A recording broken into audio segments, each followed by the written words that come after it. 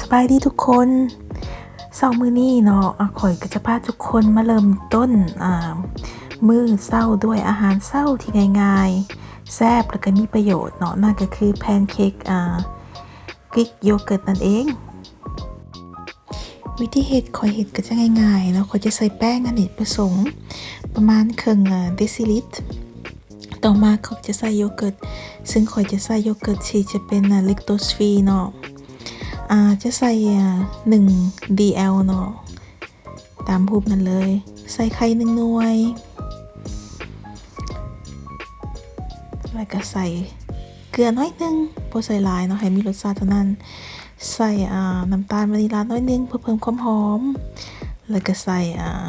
เบกกิ้งพาวเดอร์เนาะถ้าใครบ่มีก็ใส่เบกกิ้งโซดาก็ได้และต่อมาเนาะข่อยก็ใส่นมโอ๊ตเนาะถ้าหากว่าไผบ่มีก็ใส่นมประเภทอื่นหรือว่าใส่น้ำแทนก็ได้เนาะแล้วแต่ความสะดวกก็คนจนมันเข้ากันจนเนียนพู้นแหละเนาะถ้าหากเฮารู้สึกว่าแป้งเฮานั่นเหนียวหลายเฮาก็จะใส่นมหรือน้ำเพิ่มก็ได้ดังที่ข่อยใส่นี่หรือจะหากว่ามันแล้วหลายเฮาก็จะใส่แป้งเพิ่มเนาะเพื่อบ่ให้มันแผ่นบางจนเกินไปต่อมาเนาะข่อยก็จะข้างหม้อแล้วก็ใส่เบอร์หน่อยนึงเพื่อบ่ให้มันติดหม้อแล้วก็จะเทแป้งแพนเค้กที่เฮาผสมมัน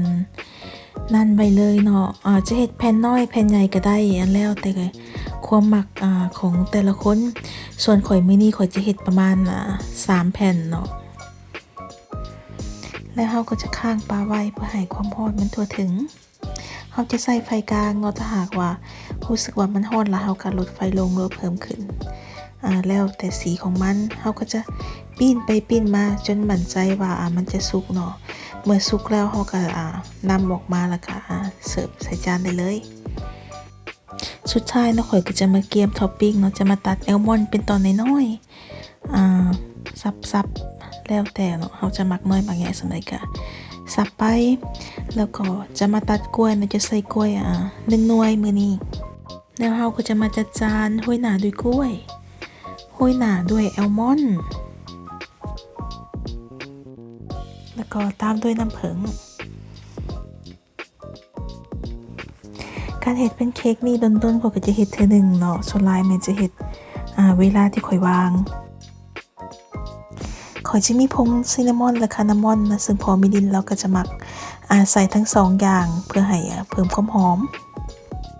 เครื่องดื่มมื้อนี้เนาะข่อยก็จะเสิร์ฟพร้อมกับน้ำนมถั่วเหลืองถือว่าเข้ากันดีสมควรกับแพนเค้กมื้อนี้ข่อยเลือกน้ำนมถั่วเหลืองเนาะคือกันได้เว้าในมื้อก่อนว่าน้ำนมถั่วเหลืองเนี่ยจะมีโปรตีนแล้วก็มีแคลอรี่สูงหลายเนาะแล้วมันจะเป็นแหล่งโปรตีนจากพืชแล้วก็มีสารอาหารครบถ้วนและทั้งแซ่บแล้วก็ให้ประโยชน์นำอีกเนื่องจากว่าข่อยบ่ได้ใส่น้ำตาลเนาะอยู่ในแป้งแพนเค้กฉะนั้นท็อปปิ้งมื้อนี้ข่อยจะเลือกกล้วยเนาะเพื่อจะให้มีความหวานที่เป็นธรรมชาติแล้วก็แอลมอนด์นั้นเพื่อให้มีความกรอบแล้วก็ยังให้ไขมันดีอีกด้วยน้ำผึ้งก็จะเพิ่มความหวานมิลินจะมักหลายเนาะอาหารเช้ามื้อนี้ที่บ่มีน้ำตาลข้อยคิดว่าเนาะการเฮ็ดอาหารยามเช้าก็เป็นกิจกรรมอย่างหนึ่งในการเริ่มต้นมื้อใหม่ถ้าใครยังคิดบ่ออกว่ามื้อเช้าจะเฮ็ดหยังเนาะก็ลองเอาเมนูนี้ลองเฮ็ดลองเบิ่งขอบใจทุกคนที่รับชมเนาะแล้วก็เจอกันในคลิปหน้าบ๊ายบาย